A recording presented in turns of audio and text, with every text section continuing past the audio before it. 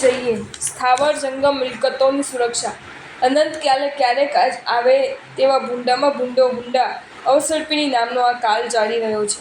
આવા કાળમાં આજે જિનાલયો અને ઉપાશ્રયનો વહીવટ કરનારા સારા અને સદાચારી અને નિષ્ઠાવાન ગૃહસ્થો મળી રહેતા હોય તો તે એક ગજબનો પુણ્યોદય ગણાય.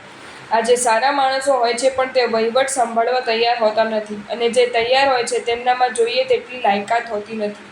ઘણા ટ્રસ્ટોમાં પકડીને ટ્રસ્ટી બનાવવા પડે છે તો કેટલાક માલદાર ટ્રસ્ટોમાં ટ્રસ્ટી બનાવવા લાખો રૂપિયાનો ધુમાડો કરી ઇલેક્શન જીતીને પણ ટ્રસ્ટી બનનારા મહાનુભાવો આજે મોજૂદ છે. ખેર, એક વાત નક્કી છે કે જ્યારે ધર્મદાર ટ્રસ્ટોના વહીવટ સંભાળનારા કોઈ ન મળતા હોય ત્યારે ચાલુ વહીવટકર્તાઓને પૂર્ણ રૂપે પ્રોત્સાહન અને સહકાર આપી તેમના કાર્યની અનુમોદના કરવી જરૂરી છે. કિંતુ વિશ્વાસે વહાણ બેહતા મૂકી દેવાનો પણ હવે સમય રહ્યો નથી. દરેક શ્રી સંઘોને જણાવવાનું કે આજના કાલે હવે બેદરકારી રાખવી બિલકુલ બરાબર નથી. વહીવટકર્તાઓએ 100 ટચનું સોનું હોવા છતાં પણ આજે એવું કળયુગ ચાલી રહ્યું છે કે જે સોનાને પણ પીગળીને પિત્તળ બનાવી નાખે. એક ગામમાં ટ્રસ્ટીએ મંદિરમાં રહેલી પ્રાચીનમાં પ્રાચીન ગણાતી તમામ ચીજો કોઈક પરદેશી દલાલને બોલાવીને બધાની વેલ્યુશન ચડાવી રાખી છે. કોઈ ચીજ ક્યારેક વેચાઈ જાય તો કોઈ પૂછી શકે તેમ નથી કારણ કે મંદિરમાં શું છે તેની કોઈને ખબર જ નથી. ઘણા જ્ઞાન ભંડારોમાંથી સુવર્ણ અક્ષરી પ્રતો, હાથીદાંતના સ્વપ્નો, કોતરણીવાળા થાંભલા, સિંહાસનો, બાજટો, પુતળીઓ વગેરે પાછલા બારણેથી પરદેશ ભણી રવાના થઈ ચૂક્યા છે. આવા જોખમી અતિ જોખમી ગણાતા કાળમાં કોઈ પણ ટ્રસ્ટીએ વહીવટ હાથમાં લેતા પૂર્વે બધી જ ચીજોને નોંધ સાંગના જવાબદાર અમુક ભાઈઓને સામે રાખીને કરાવી લેવી જોઈએ જેથી પાછળથી કોઈ આંગળી ન કરી શકે. સંઘની મિલકતોની સુરક્ષા માટે ઉચિત પગલાં સવળે ભરી લેવા જોઈએ. જો આ કાર્યમાં તમે આજે સજાગ નહીં બનો તો આવતીકાલે કોન્વેન્ટમાં શિક્ષણનું ઝેર પીને તૈયાર થયેલી ફિલ્મોથી માથું બગાડી ચૂકેલી અને વ્યસનોમાં ચકચૂર બનેલી એક યુવા પેઢી ભગવાનની પેઢી પર પધારી રહી છે. માટે વહેલામાં વહેલી તકે મંદિરોની મિલકતો અંગે સુરક્ષાના પગલાં લેવા સૌના માટે લાભ કરતા છે. આવા કપરા કાળમાં લાખોના ઘરેણાં મંદિરમાં રાખી મૂકવા તે પણ એક મહામૂર્ખામી કહેવાવા બરાબર છે. આભૂષણ પૂજારૂપ મૂલ્યાંક ભગવાનનો ચાંદીનો એક મુગટ રાખીને બાકીના તમામ ઘરેણાં વેચી મારી તેના રૂપિયા છૂટી કરી મંદિરના જીર્ણોદ્ધારમાં વાપરી નાખવા ખૂબ ખૂબ જરૂરી છે. સમય એટલો ખરાબ છે કે ભારે અલંકારો આજે બહાર કાઢી શકાતા નથી અને કાઢવા હોય તો પોલીસ ઊભી રાખવી પડે છે. આવા સંયોગમાં ઘરેણાંના મોહ ઉતારી નાખવો ખૂબ જરૂરી છે. નાના ગામોના મંદિરોની સંભાળ કરનારા શ્રીમંતો બધા મોટા શહેરોમાં ચાલ્યા ગયા છે.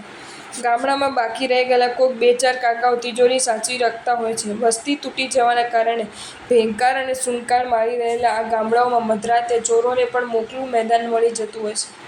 આખી રાત મંદિરમાં સ્થિરતા કરીને મંદિરની પૂરેપૂરી સફાઈ કરીને તે લોકો રવાના થઈ જતા હોય છે. સવારે પેલા ઘરડા બુઢ્ઢા કાકાઓ મંદિર ખોલે ત્યારે તેમના હાથમાં તિજોરીની ચાવી અને તૂટેલા તાળા સિવાય કશું જ એવું હોતું નથી. માટે ગામડામાં હવે સોનાના ઘરેણાં, ચૌદ સ્વપ્નો આદિ રાખવા ઉચિત નથી. શહેરોમાં નવા સ્વપ્ના બનાવવા પડે તેમ હોય તો ચાંદીના ન બનાવતા કોપરના બનાવી ઉપર ચાંદીની ઢાળ ચડાવી દેવી કામ ચલાવવું સમયરોચિત ગણાશે. ગામડાઓ છોડીને બાપ દાદાઓના બાંધેલા મંદિરોને ઊભા મૂકીને જે લોકો શહેરોમાં દોડી ગયા છે તથા શહેરની પોળો છોડીને જે લોકો સોસાયટીઓમાં જતા રહે છે તે લોકોએ પણ અવારનવાર પોતાના ગામને કે પોતાની પોળના જિનાલયોની દેખભાળ કરતા રહેવું જોઈએ. મંદિરોની સફાઈ, રંગરોગાન, પૂજા સેવા આદિના ખર્ચ માટે સક્રિય સહયોગ આપવો જોઈએ. ગામડાઓમાં મંદિરની આસપાસમાં જ જેમના મકાનો ખાલી પડ્યા હોય તેમને મંદિરની સંભાળ કરે તેવા સારા ભાડુઆતને મકાન ભાડે આપવું. મંદિરને જોખમ ઊભું કરે તેવા માણસોને તો ક્યારે પણ ભાડે ન આપવું.